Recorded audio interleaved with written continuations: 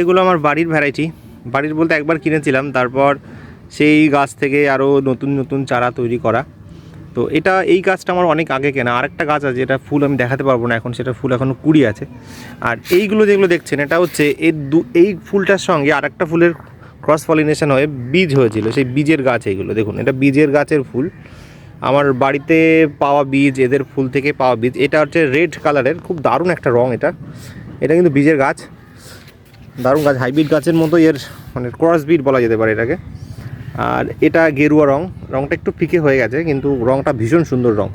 তো এই দুটো গাছ আমার বীজ থেকে তৈরি করা। আর এটা দেখতে পাচ্ছেন, এটা অ্যাকচুয়ালি টিস্যু কালচার, মানে গোড়া থেকে যে চারা বেরোয়, এটা মাদার গাছ। এই গোড়া থেকে আরও কয়েকটা গাছ করা হচ্ছে এরকম। আর আসল যে গাছটা থেকে এই দুটো চারা পেয়েছি, সে দুটো আমি এখন দেখাতে পারছি না। সেই ফুলটা, গাছটা একটু এই বছর সমস্যা হয়ে গেছে, গাছের গোড়া পচন ধরেছিল, তো গাছটাকে আমি আলাদা করেছি। তো আসছে, ফুল আসছে, কিন্তু অতটাও বড় হয় বলে মনে হচ্ছে না। এইগুলো হচ্ছে সব এই ধরনের গাছ।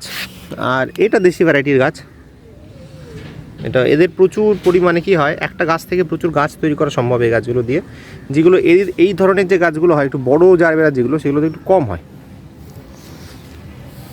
তো দেখতে পাচ্ছেন অনেকগুলো বাচ্চা কাচ্চা, অনেকগুলো চারা তৈরি করা হয়েছে সব এদের থেকেই।